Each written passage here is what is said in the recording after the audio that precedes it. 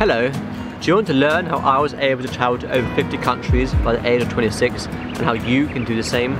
Stay tuned to find out.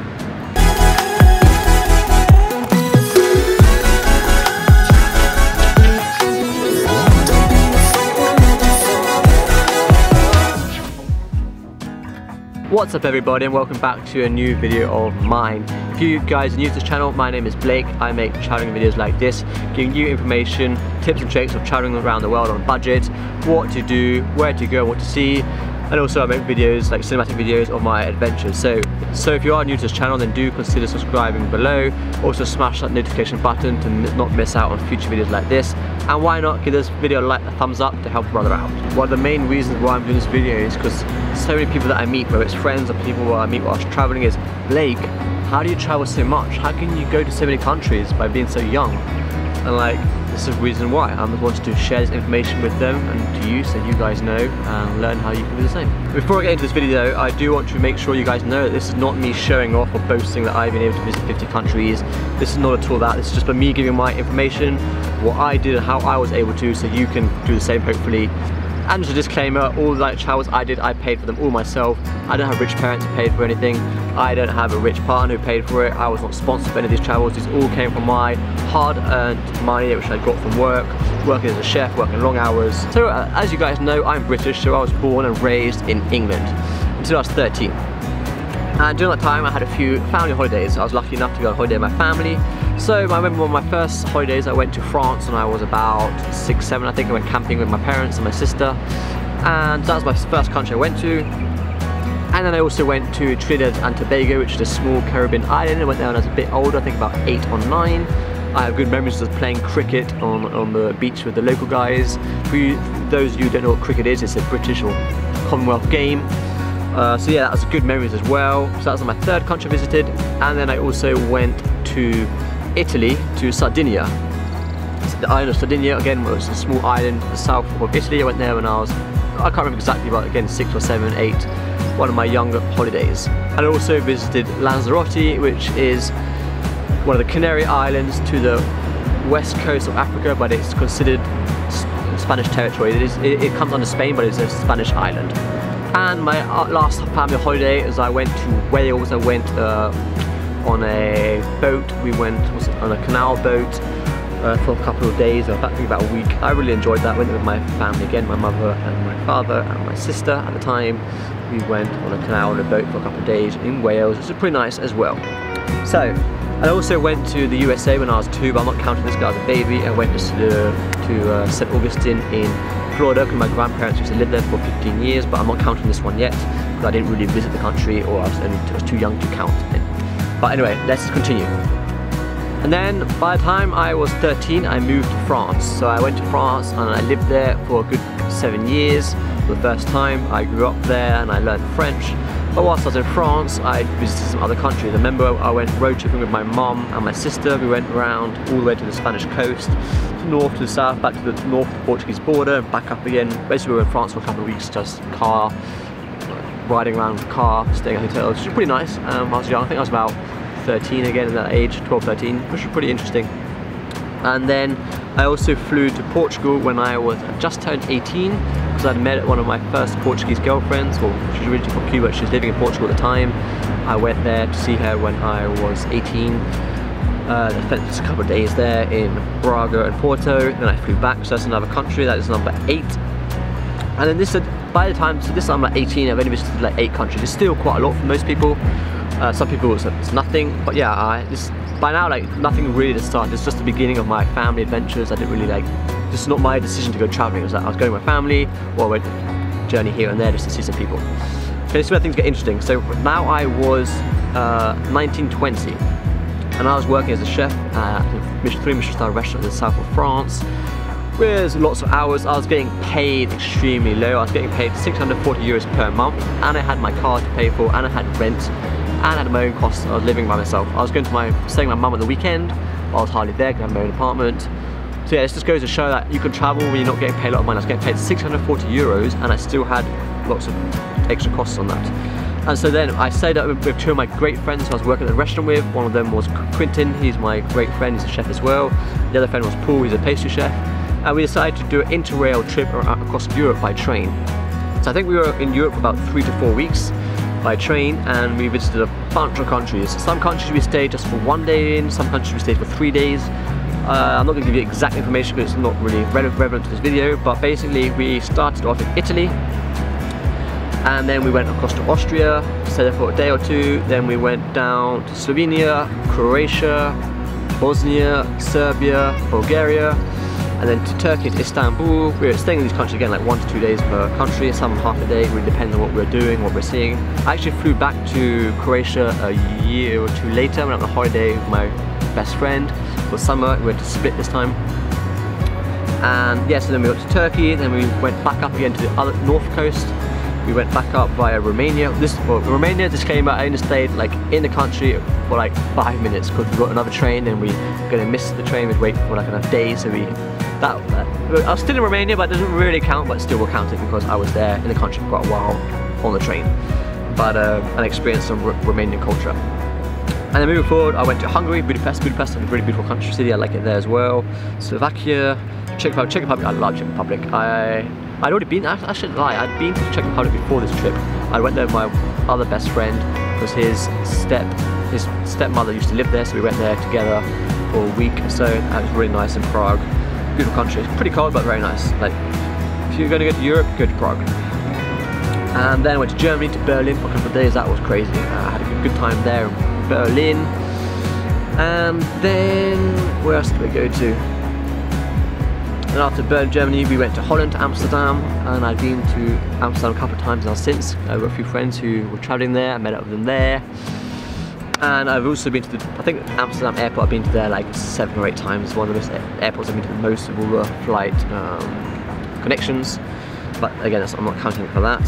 And then moving forward, I went to Belgium because I had a good friend who I was working at a restaurant with. Or actually, when I was doing this Euro trip and by train, one of our previous chefs who'd been working with us, we were all working at the same restaurant, and one of the guys who used to work at the restaurant, he was from Belgium and he lived there. So we stopped by Belgium to see him. It's been a good couple of days there as well. It's really fun. And yeah, so then that was the end of the trip.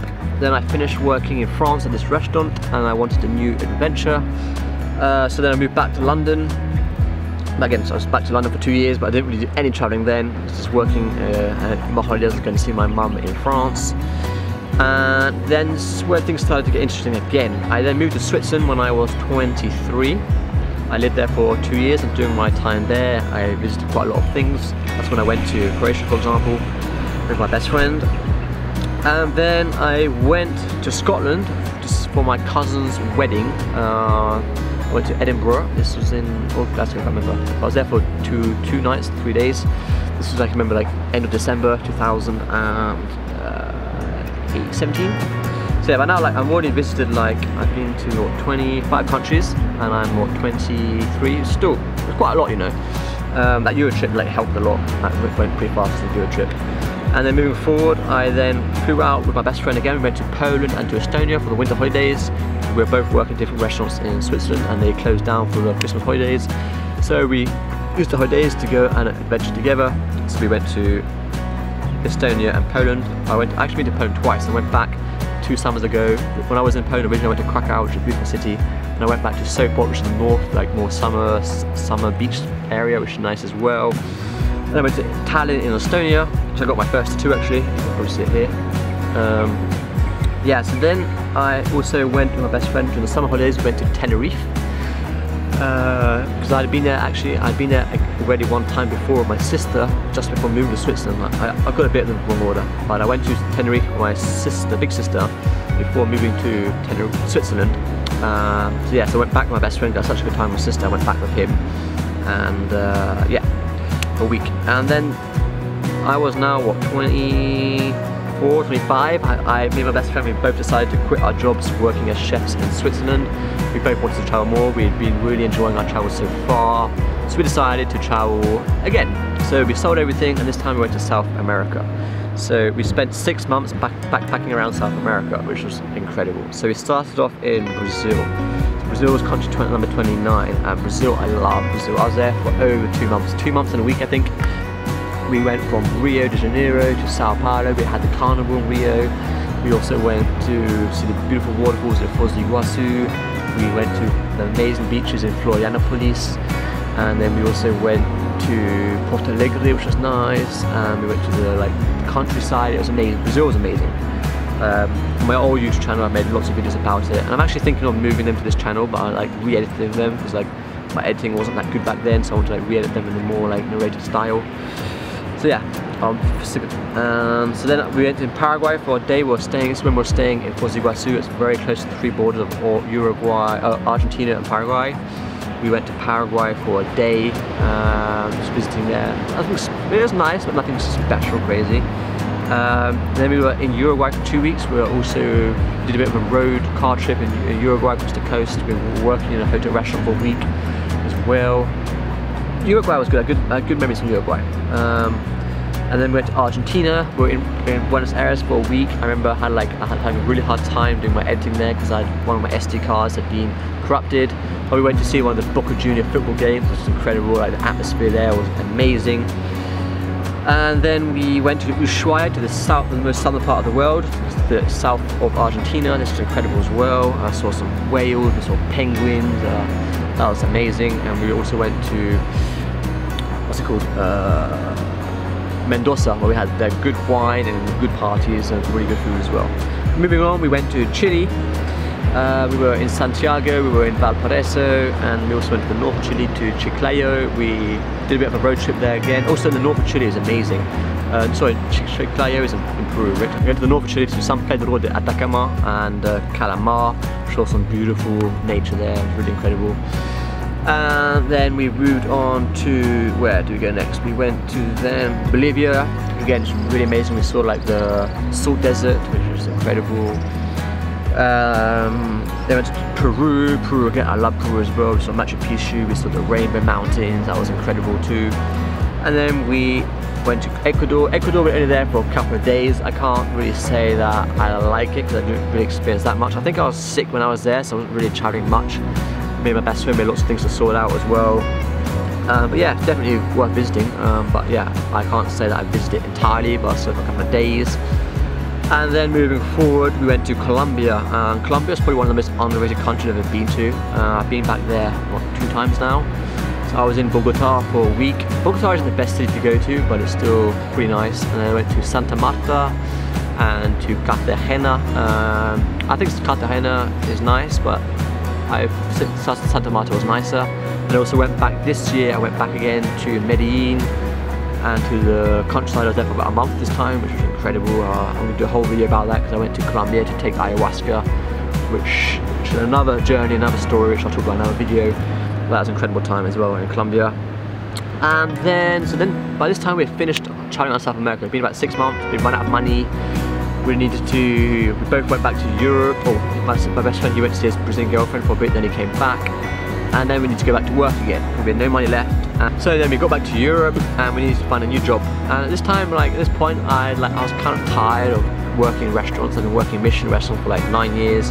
Now I love it, I love the food, the cooking, but after this traveling so much, I realised there's so much more to life than just cooking or the people being behind closed doors. As much as I love cooking, it's my passion, I'm going to do it for the rest of my life. But I wanted more freedom. So then I was looking for jobs online. I got a lot of good offers from restaurants I would have thought of I was going to work at, really high positions, but I just didn't really resonate with me. I was kind of tired of it, so it's a new challenge. And at that time I wanted to go and work on a yacht as a private chef, because one, you travel more, you have more freedom cooking yourself, you get paid well, you get no tax, and I love the boat and the sea and water and new adventure. But in order to do that I needed to do a security training course, and I literally had no money left, and that cost about 1,000 euros. I literally had 200 euros left in my bank account. I didn't want to ask my family to borrow money because I hate borrowing money from people. So okay, I'm just going to work and figure it out myself. And so then I was applying for jobs online, and one day I received a job offer from a luxurious recruiting agency. They're saying they wanted a private chef on the French Riviera, close next to Monaco and Nice. And I was like, oh, this could be interesting. And at first I was quite hesitant. I was thinking oh yeah, it's going to be good. The salary was pretty good, and I was like, I'm probably going to pay 1,000 euro rent. But then I found out they can actually lodge me. So I got onto the interview and I went to the trial. I got the job, and it turns out I ended up being a private chef, or one of the private chefs for a Russian billionaire. based in south of France on the French Riviera, which was amazing. I was living in this amazing villa, cooking for a nice, really nice family, nice people. Again, private chefing is very different because you have so much more freedom. You don't have to worry, like, there's less stress because you're your own boss. You don't have to worry about people below you or above you. It's just you and your other fellow chefs who work together for the boss and his family, and it's really nice. Like just being able to express yourself in the kitchen, doing what you want, not being able to do what you want. As long as you respect the family's like diet and what they like and what they don't like, you can pretty much free. But you know what? After a while, you get to know what they like and what they don't like. But it's so amazing. You can just decide what you want to cook. You want to cook this fish, you do this fish. You want this meat, you do this. That's one of the best parts about it. And also, I was extremely lucky because with this Russian family, they had houses across the world, and so I was fortunate enough to be able to go with him to the owner and his family to the Caribbean. I went to St. Bart's for 4 months in the winter, so I was there for like November, December. Then I came back to Europe for a few weeks, and I went back again for February and March. So yeah, whilst I was based in St. Bart's, which was amazing. It's this beautiful island, quite expensive, but I was lucky. I was being lodged for free. I was staying in one of the staff accommodations. And whilst I was in St. Bart's, I had a bit of time off because sometimes the family would go away, waiting for them to come back or other guests to come. And during my time there, I was lucky enough to go to St. Martin, which is another island next to it. Can't remember if you're going to go to St. Bart's, so you have to stop by St. Martin because it's like the main airport of the Caribbean. It's close to it, and there's not many, only small planes can fly into St. Bart's unless you're flying from another small Caribbean island. You're going to most likely land in St. Martin. But yeah, St. Martin is very nice as well. I was there just after, like a year after the horrific tornado. But yeah, it's a beautiful country, lots of things to see. I saw one of my favourite sunsets there in St. Martin.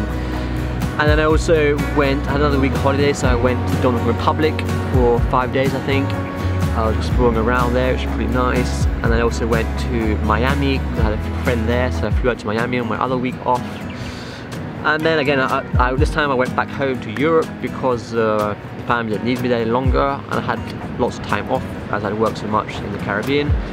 And so now, as you can see, I'm already at 41 countries, and lots of it is from work, lots of it is from my personal journeys, you know, my travels. So I had like a couple of weeks off when I got back from the Caribbean because I had worked so much. So then I wanted to go and visit Scandinavia. I hadn't really been to Scandinavia yet in Europe. I've been to lots of other countries in Europe, but I hadn't been to Scandinavia. So I went to Sweden for 5 days, then I went to Norway for 5 days. Extremely expensive, Norway. I spent so much money there. Then I went to Denmark and I met up with some other friends there, my Swiss friends, met up with them for a couple of days there. Had a good time. Then I went back to the Caribbean again, to working for the family again for another couple of months, a month or two. And then this time on my way back I had a bit of time off, so I stopped over in Martinique and Guadeloupe. That's for a day or two for my flight changeover. I don't really want to count these because like I wasn't properly exploring the country, even though I was in the country like at a hotel. But yeah, but then I got back to Europe in summer, this last summer. I finished working in the summer, did the whole summer season for the family. Then I decided to go on my own adventure again, I want to go travelling more. So then I left this family, I quit my job again, and then I went on holiday with my family to Tunisia. So me and my family hadn't been on holiday for a long time together, so I wanted to go with my mother and sisters. So we went on holiday to Tunisia and went to see some of the desert and camel riding. That was really nice. Really nice, good for the family as well. It's really good to go back together with the family and family time. And so yeah, now it was like, this was in end of October, so now it's like November. I had no job left, I had all my savings, so I was about to go on my new adventure traveling. I was gonna come straight to Southeast Asia, here in Bali, but I wanted to go to Colombia for ayahuasca. So I found a cheap ticket from Paris to Cuba for about 200 euros. I stopped over in Cuba for about 5 days, traveled around Cuba. Then I headed over to Colombia again. This is where I was staying for Colombia. I wanted to do ayahuasca. I was in Medellin for about 10 days first, just to settle down and explore Medellin. It's a beautiful city, I love Medellin. I will go back very soon. And then I went to this lovely place like 1 hour north of Medellin for this beautiful ayahuasca ceremony, which was an incredible experience. I'm going to do another video about it anyway. And then moving forward, I then went to Costa Rica for 5 days. I explored the jungle there, saw some beautiful animals, beautiful beaches, which I'm also doing a video about. By the time this video comes out, the video will either be out or coming out very shortly. And then I went to Mexico for New Year's. I was in Costa Rica for Christmas, by the way, by myself, which was cool. Then I went to Mexico for New Year's Eve. I was there for 10 days. Oh no, like 10 days exploring Mexico. I did a new vlog about Mexico. Actually, I'll put up the link in the description here, and also a card here to check out that vlog if you haven't seen it yet. And then finally, my dream of visiting Southeast Asia was about to begin. I had an extremely long flight from. No, sorry, that's a lie. Yeah, I then went to USA again on my way from Mexico to Indonesia because it was cheaper to get a flight to Vegas and change over 2 days later than to basically be the same price for me to go the same day rather than staying over a couple of nights in Vegas. And also I've never been to Vegas, so I wanted to go and visit Vegas, and also that way I'll cut down the traveling like into a little bit. I'll take out 8 hours of the flight. So I flew from Mexico to Vegas. I was there for a couple of days. Vegas pretty much overrated. I didn't really like it much. I mean, I'm not a big fan of casinos or nightclubs, but I really liked the nature of the big rocks, the canyons around it. That was pretty interesting. Anyways, then I flew from Vegas to LA, LA to Tokyo, then Tokyo to Jakarta. I was in Jakarta for 2 days. I didn't really like it much. Then I finally arrived in Bali, which is where I am now. And yeah, so that is how I have been able to visit 50 countries. And in a couple of days, I'm heading off to Singapore for a few days, and then I'll be heading off to the Philippines for a couple of weeks to explore some islands there. So yeah, that is, guys, how I have been able to visit so many countries by the age of 26. There's no real magic behind it. I'm not rich. I haven't like done anything. I haven't been paid for anything. It's just me, right? I prefer to spend my money on things that I like, just experiences and learning and growing. I don't have a car, I don't have a house, I don't rent, I have nothing really apart from my camera, my computer and my drone, that's it, and clothes of course. I have no like real possessions because I'm much more of a like experienced person and materialist. But yeah, that's how I was able to do it. I hope you enjoyed this video, I hope you learned a lot about it and that it inspires and motivates you to travel more. I know I've been very fortunate to be able to go traveling with my family when I was younger, and to also be able to have a job which allowed me to go traveling. And also when I was saving money, I was very smart. I wasn't buying stupid things, I wasn't buying any unnecessary objects. That's how I was able to save money for my travels across Europe. I remember I was getting paid very bad in Europe at that time. And when I was in Switzerland, I was getting paid a lot more, of course, but of course living in Switzerland is a lot more expensive. But by the way, I forgot to mention, when I was saving money in Switzerland to go traveling across South America, I moved back into my best friend's house for 6 months, and we were sharing one double bed together just to save money, just to cut my expenses by like 3/4. And I was saving like 600 euros a month just to save money to go traveling. So yeah, it really depends on how bad you want it, what you're prepared to do to go traveling and make your life the way you want it to be. That's it, guys. I hope you enjoyed this video. Remember to give it a like, a thumbs up, smash that subscribe button if you want to hear more videos like this in the future. So yeah, I'm going to enjoy the end of this sunset now, and I will catch you guys later. Take care, guys. Peace out.